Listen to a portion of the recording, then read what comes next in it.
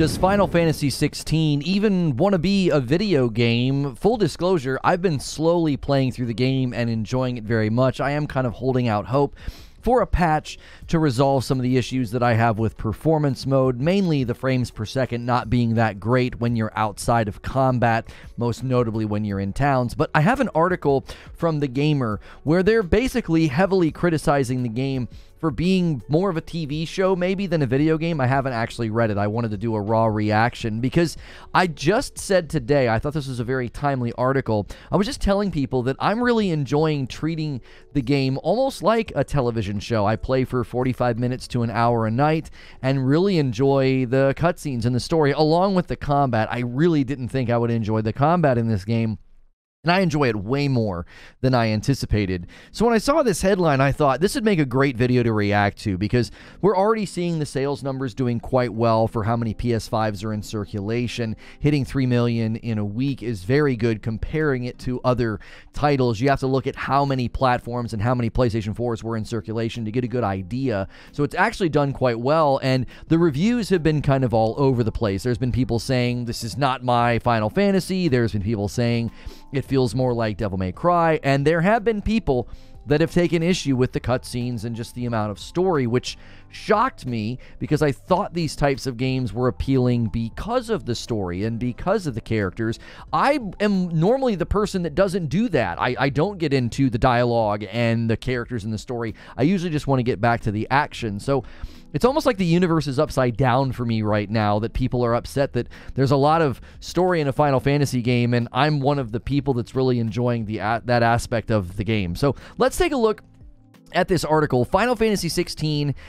Does Final Fantasy XVI even want to be a video game? Final Fantasy XVI's opening is slow and indulgent and often resents you for trying to play it. This is coming from Stacey Henley over at thegamer.com. So I actually think that's a funny way to word it. I did feel like in the demo, there were times where I was like, just let me play, you know, I just want to do the combat. I think that was probably a good reason to include the iconic challenge in the demo, because that really showed off some of the greatness of the combat.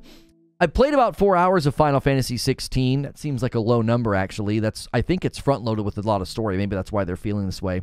Although played is a generous interpretation for what I did in that time. I fought a few things, all gigantic things to boot, but mostly I have watched. I have watched and watched and watched and listened and never enjoyed. I love narrative games usually, but Final Fantasy XVI is not a narrative game simply because it is loaded with exposition. There has been a lot of discussion about whether Final Fantasy XVI wants to be an RPG or an action game, or a combination of both, but at times it feels like it barely wants to be a video game at all. Now, I was told that these games typically front load the sort of beginning of the game. It's like a prologue, if you will. You know, the demo, I think, really showed this, and then it'll sort of free you up and not do that as often. I myself am clocking in a similar amount of playtime as the person who has written this review, and I do feel like I have watched about as much, if not more, than I've played, but for some reason I'm okay with that. This is subjective, obviously. I'm not saying that this is an acceptable way to design your game. I could see people taking issue with that. It's almost as if the earlier hours of a game are an onboarding time. You got to get people in to the game and the story, and I kind of feel like that's necessary for this game to lay all that groundwork and all that character development. So let's continue reading here. The opening exchanges are full of meaty cutscenes that are all gristle. If there's a subtle subtext in these scenes that will reveal itself in time, that gristle will taste like sour grapes to me. I think the food metaphors are becoming from the highly banquet scenes, but I can't imagine that they will. Each piece of dialogue is drawn out, delivered in overly jovial fashion, trying to pull us into a non-existent joke. It's all surface level, with any twist exceedingly obvious. It wants us to sit back and be amazed, but it fails to amaze us. I can't agree with any of this. I've found the dialogue to be well written and well voice acted. Now, typically in these games, I like to leave it on the Japanese voice actors, and then I just sort of read the subtitles. But the English-speaking voice actors did such a good job. I have enjoyed doing that, and then I get a little bit more immersed when I can listen instead of read. And I have found the dialogue to be quite good. I don't feel like there's been any twists that were super obvious. There was one moment that I kind of saw coming. Something kind of really traumatic happens in front of a person, and you kind of know what's going to happen next, but it's mere seconds before it happens. It's not like you saw it coming minutes before. So I don't necessarily know if I agree with that. And those moments are often very poignant because you think, oh no, I think this person's about to, do something drastic or do something crazy. I think those moments hit really hard when you do see it coming just a few seconds before. You know, feels kind of cool, like you're picking up on the cues.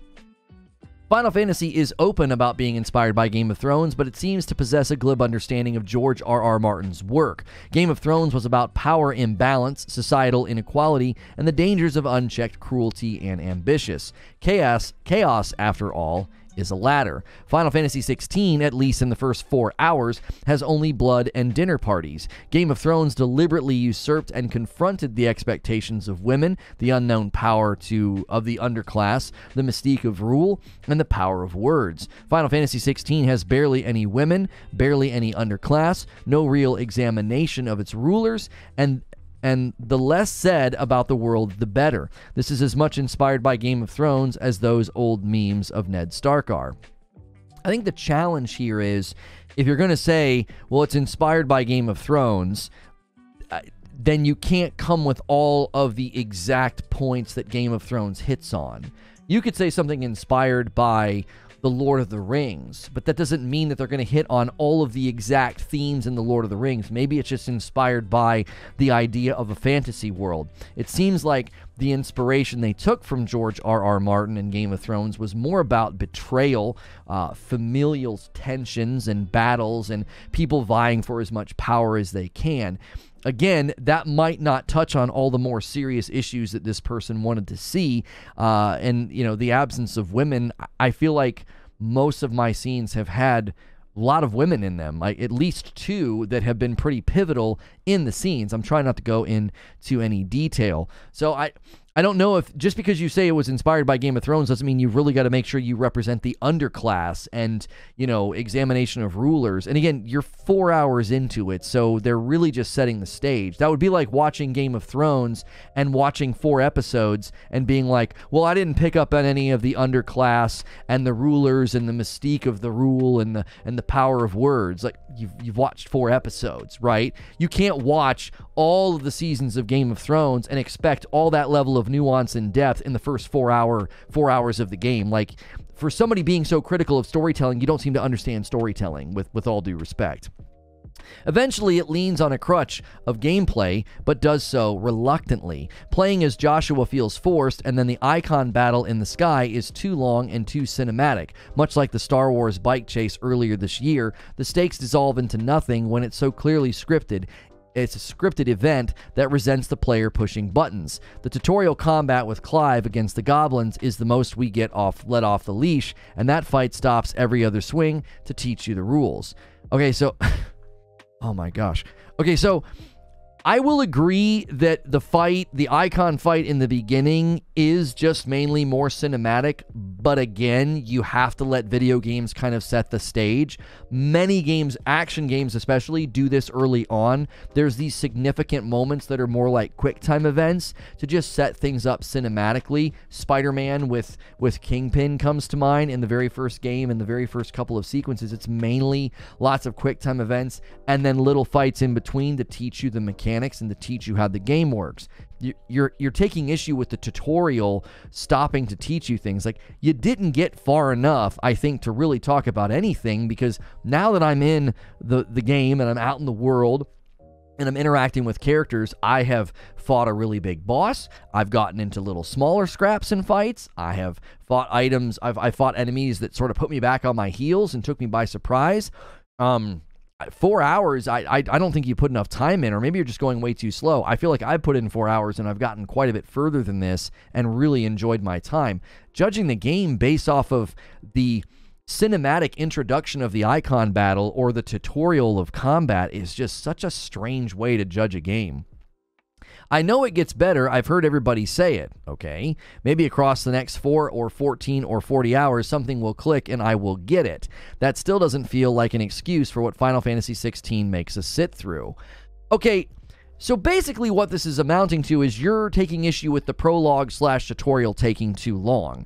I think that can be considered maybe a fair criticism, but again, the artistry of games like this typically like to have long drawn-out story, and if you want the story to land and be impactful, it has to take a while. I remember people being critical of Andor and saying it was too slow. I remember people saying that about The Punisher. The first couple episodes of The Punisher were very slow. I'm like, they're building the character, they're building the intensity and the drama and the severity of what's going to happen. You can't do that if you just jump right into the action, if the Punisher's just immediately running around shooting people. I think that is a very, very good way of telling a story. I thought Andor was masterful. This is not a, here you go, masterful, I just said that, not a masterful work of complex genius where all the pieces slowly line up into something magnificent later on. How do you know that? Like, how could you possibly know that? You haven't played. You've played the beginning.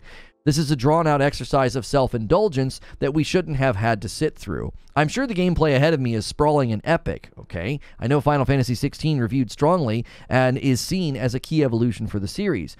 But if this is to be the blueprint, it needs to get over itself.